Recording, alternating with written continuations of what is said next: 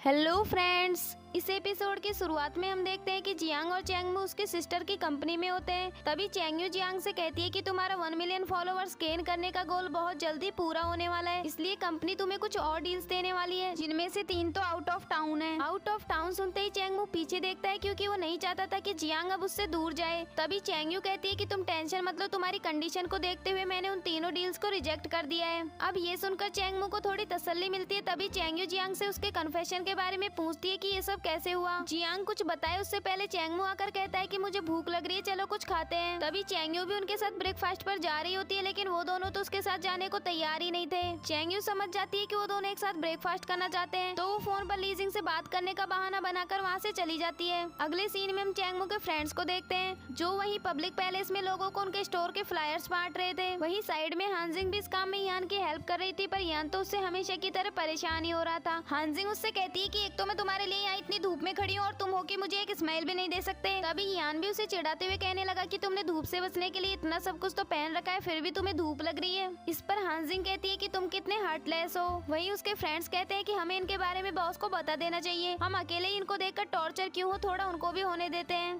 तभी वो देखते हैं कि उनके बॉस तो जियांग का हाथ पकड़े हुए आ रहे हैं। ये देखकर वो दोनों काफी शॉक्ड हो जाते हैं। तभी जियांग वानजे को चिढ़ाने लगी क्योंकि उसके फ्रेंड की भी शादी हो गई थी और बस वो ही अकेला सिंगल बचा था। फिर जियांग उनकी हेल्प करने के लिए उनसे फ्लायर ले लेती है, लेकिन चैंगमू उनमें से थोड़े से फ्लायर रखकर बाकी के उनको वापस दे देता है और इसके बाद वो दोनों फ्लायर बांटने चले जाते हैं। वहीं उसके फ्रेंड्स को ये विश्वास नहीं हो रहा था कि ये हमारे वही बॉस है जो लड़कियों से हमेशा दूर रहते थे। अगले सीन में हम जियांग की मॉम को देखते हैं, जो उसके डैड से कह रही होती है कि जियांग मेरे कॉल्स नहीं उठा रही और मुझे काफी बेचैनी हो रही है। इस पर जियांग के डैड कहते हैं कि वो बड़ी हो गई, उसको उसके डिसीजन खुद ही लेने दो, तुम उसकी इतनी टेंशन क्यों कर रही हो। इस पर उसकी मॉम गुस्सा हो जाती है और जियांग से मिलने के लिए फ्लाइट के टिकट्स बुक करा लेती है। इसके बाद अगले सीन में हम देखते हैं कि जियांग और चैंगमू घर वापस आते हैं और जियांग फ्लायर्स बांटते बांटते काफी थक गई थी। फिर चैंगमू उसके लिए मेडिसिन लेकर आता है और उसको देने लगता है, लेकिन जियांग कहती है कि पहले थोड़ा क्लोज आकर बैठो। फिर चैंगमू उसके क्लोज आता है तो जियांग उसे और क्लोज आने को कहती है। इसके बाद वो उसे मेडिसिन देने लगता है, लेकिन जियांग कहती है कि अब मैं बिल्कुल ठीक हूँ क्योंकि तुम्हारी क्यूटनेस ही मेरी मेडिसिन है। इसके बाद नेक्स्ट मॉर्निंग का सीन दिखाया गया है, जहाँ जियांग के पास उसकी मॉम का कॉल आता है। उसकी मॉम उसे बताती है कि वो और उसके डैड आज यहाँ आने वाले हैं। ये सुनकर जियांग जल्दी से जाकर चैंगमू को बताती है कि आज मेरे पेरेंट्स आ रहे हैं और उन्हें तो ये भी नहीं पता कि मैंने अपनी जॉब छोड़ दी है।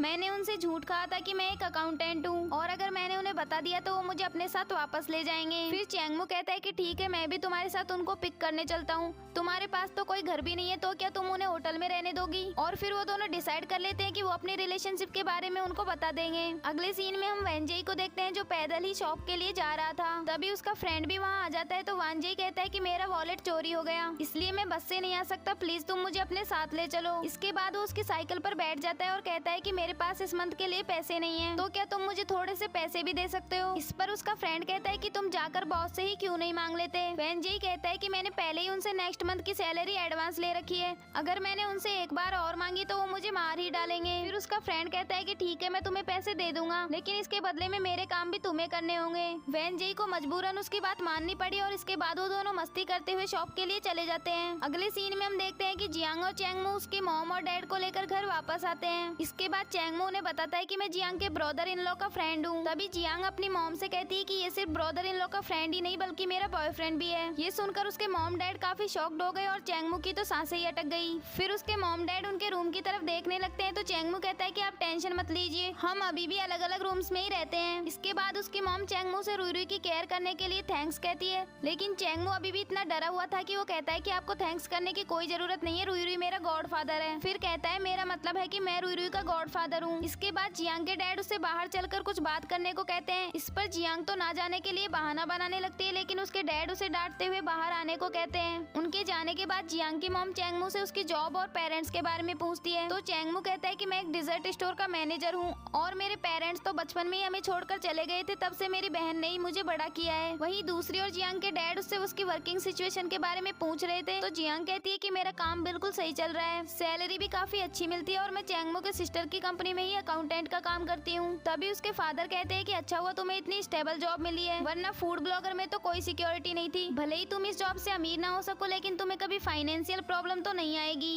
तभी वहाँ चैंगमू भी आ जाता है और उसके डैड से कहता है कि जियांग के काम पर जाने का टाइम हो रहा है। तभी जियांग भी कहती है कि मैं ही तो उस कंपनी की बैकबोन हूँ, वो मेरे बिना तो बिल्कुल भी कोऑपरेट नहीं कर सकते। और ये कहकर वो दोनों वहाँ से चले जाते हैं।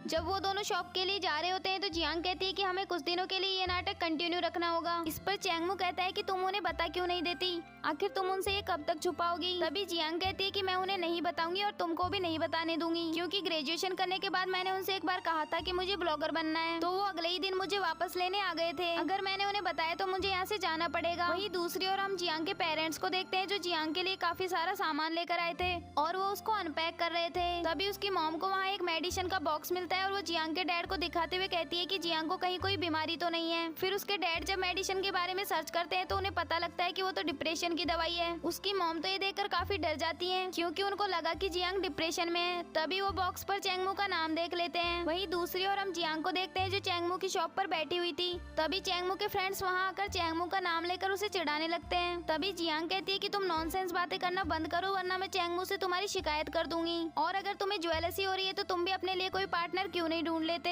तभी वेंजे कहता है कि हाँ मैं भी यही चाहता हूँ, पर मुझे कोई मिलती ही नहीं है। तभी वहाँ एक लड़की आती है जो वेंजे के फ्रेंड को वीचैट पर ऐड करने को कहती है, लेकिन उसके फ्रेंड की तो शादी हो चुकी थी, तो वो उस लड़की को वापस जाने को कह देते हैं। फिर वेंजे कहता है कि पता नहीं ये लड़कियाँ मुझे नोटिस क्यों नहीं करती। इसके बाद जियांग वहाँ से चैंगयू से मिलने के लिए जाने लगती है और साथ में वेंजे से कहती है कि तुम हमेशा सिंगल ही रहोगे। वहीं दूसरी ओर हम देखते हैं कि लीजिंग चैंगयू के साथ एक ही चेयर पर बैठा हुआ था। तभी वहाँ जियांग आ जाती है तो वो जल्दी से वहाँ से खड़ा हो जाता है। तभी चैंगयू जियांग को परेशान देखकर पूछती है कि कहीं तुम्हारा चैंगमू के साथ झगड़ा तो नहीं हुआ। इस पर जियांग बताती है कि मेरे पेरेंट्स यहाँ आ गए हैं और मैंने उन्हें ये भी नहीं बताया कि मैं एक ब्लॉगर हूँ। मैंने उनसे झूठ बोला कि मैं यहाँ अकाउंटेंट की जॉब करती हूँ। चैंगयू उससे कहती है कि तुम आज उन्हें हमारे साथ डिनर के लिए बुला लो, फिर हम साथ में बैठकर बात करेंगे। तभी लीजिंग उससे कहता है कि तुम मेरे पेरेंट्स से कब मिलने वाली हो, लेकिन चैंगयू उसे डांट कर चुप करा देती है। अगले सीन में हम देखते हैं कि चैंगमू के स्टोर के बाहर एक आदमी खड़ा होकर यान पर नजर रख रहा था। तभी हानजिंग आकर उसे वहाँ से खींच कर ले जाती है और यान भी ये सब देख लेता है। हानजिंग उस आदमी को उसके पैसे ट्रांसफर कर देती है और कहती है कि अब आगे से यान को कभी परेशान मत करना। तभी वो आदमी उससे कहता है कि यान काफी लकी है जो उसके पास तुम्हारी जैसी गर्लफ्रेंड है, तुम एक बार उसे भूलकर मेरे बारे में क्यों नहीं सोचती।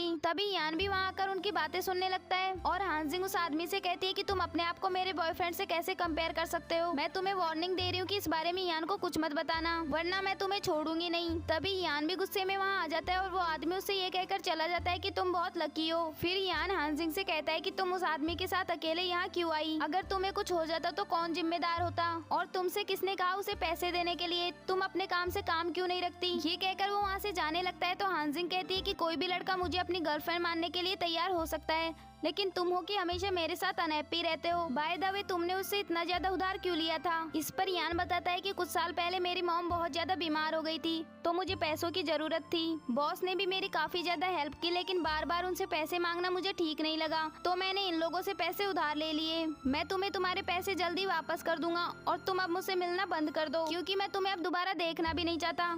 ये कहकर वो वहाँ से जाने लगता है तो हानजिंग गुस्से में कहती है कि मैं भी अब तुमसे नहीं मिलना चाहती। फिर वो अपने भाई के पास जाती है और कहती है कि मुझे समझ नहीं आता कि ये लड़के क्या सोचते हैं। मुझे उसके लिए बुरा लग रहा था तो मैंने उसकी हेल्प कर दी, लेकिन उसने मुझसे कहा कि वो मुझे पैसे वापस दे देगा और मुझसे कभी नहीं मिलेगा। मुझे तो लगता है कि वो मुझे लाइक ही नहीं करता। इस पर हानमू कहता है कि तुमने उस पर दया दिखाकर उसके लिए पे किया है, तो उसको थोड़ा अनकंफर्ट फील हुआ होगा और वो शायद तुमको फेस नहीं कर पा रहा, इसलिए उसने ऐसा कहा होगा, लेकिन इसका मतलब ये नहीं है कि वो तुम्हें लाइक नहीं करता। ये सुनकर अब हानजिंग को थोड़ी तसल्ली मिलती है। वहीं दूसरी ओर हम देखते हैं कि जियांग के पेरेंट्स चैंगयू के साथ डिनर करने के लिए आए होते हैं और डिनर के बाद जियांग की मॉम चैंगयू से पूछती है कि क्या तुम्हारा भाई डिप्रेशन में है, और इसी के साथ ही एपिसोड भी एंड हो जाता है। नेक्स्ट एपिसोड देखने के लिए इस चैनल को सब्सक्राइब कर लीजिए, क्योंकि इस चैनल पर आपको ऐसे ही नए नए चाइनीज ड्रामास की हिंदी एक्सप्लेनेशन देखने को मिलने वाली है। Thanks for watching.